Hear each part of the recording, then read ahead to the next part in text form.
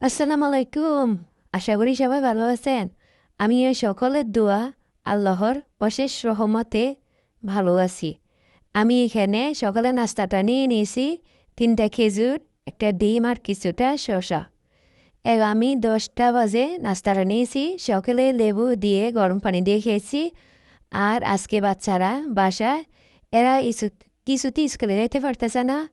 প্রচুর বৃষ্টি পড়তেছে বাইরে। তো এদিক দিয়ে বড় মেয়ে নাস্তা নিয়েছে, সে ডিম ভাজি দিয়ে ভাত খাবে আর ছোট মেয়ে নুডলস খাবে। আর ছেলে একে তো বৃষ্টি হোক যাই হোক ঘরে আটকানো যায় না, মেয়েরা তো বাসায় থাকে, ছেলেকে তো কিছুতে আটকে রাখা যায় না। সে চলে গেছে আমাদের বাসার পাশে দোকান আছে, মানে একটা হোটেল দোকান আছে, এখান থেকে সে কি খাবে জানে। তো এদিক দিয়ে আমি মেয়ে নুডলসটা রান্না করে দিয়েছি আর বড় মেয়ে নিজে ডিম ভাজি করেছে, সে ভাত খাচ্ছে। আর আমি সাথে আবার কিছুটা পেয়ারা মাখা নিলাম। তো এখানে মানে কাসন্দি দিয়ে সাথে একটু গুঁড়ো মরিচ দিয়ে পেয়ারাটা মেখে নিয়েছি। আর এক তো বৃষ্টি আর অন্যদিকে গ্যাস নাই।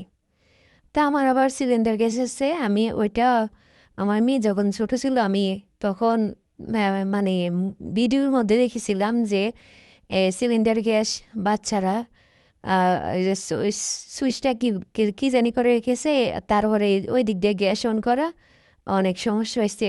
তো সেই জন্য আমি একটু ভয়ই পাই। তো প্রথমে মানে মিট করে আগুনটা কি সুন্দর করে জ্বলতেছে দেখেন, মাটির চুলা রান্না। আমি রান্না করতে প্রথমে আনইজি ফিল করছিলাম, ভাল লাগতেছিল না, গ্যাস কখন আসবে। কিন্তু বাচ্চারা যেহেতু বাসায়, এদেরকে তো জাস্ট টাইমে খাবারটা দিতে হবে।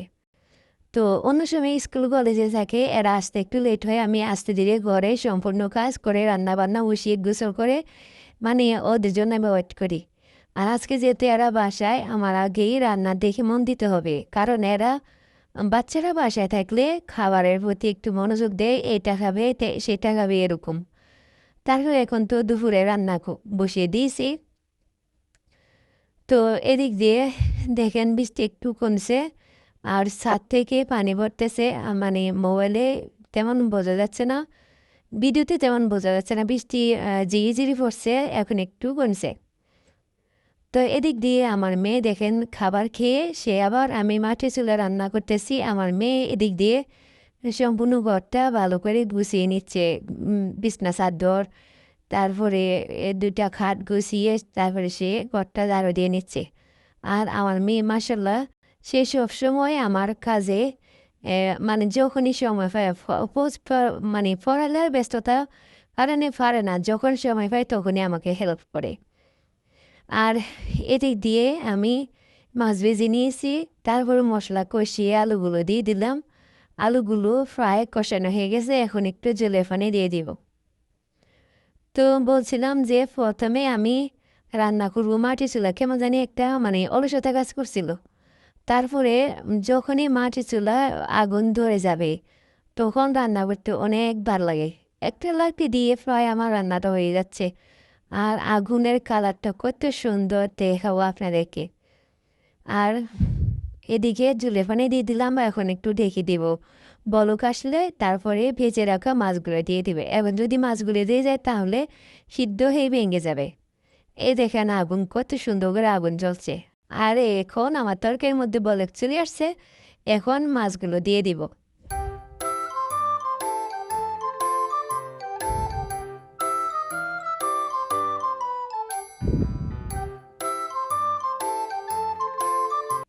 মাছগুলো দিয়ে দিলাম, এখন একটু একটু নেড়ে ছেড়ে ঢাকা দিয়ে দেব।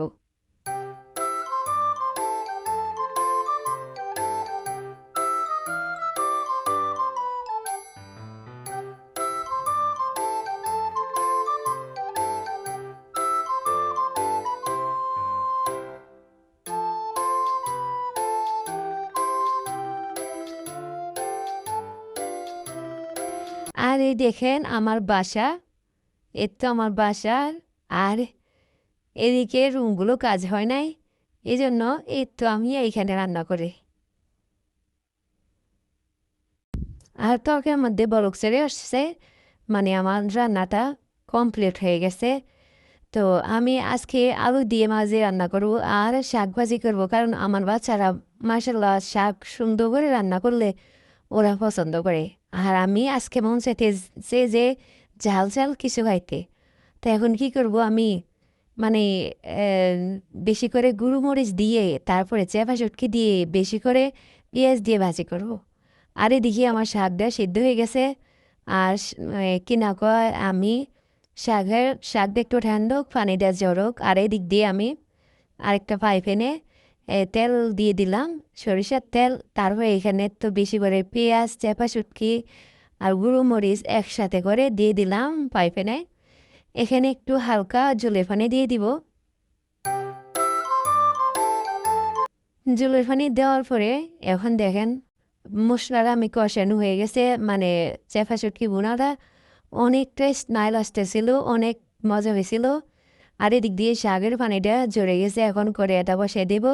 আর এই কড়াইটা মূলত আমি এই মাটি চুলা রান্না করার জন্য ইউজ করি, এই জন্য একটু কালো দেখা যাচ্ছে।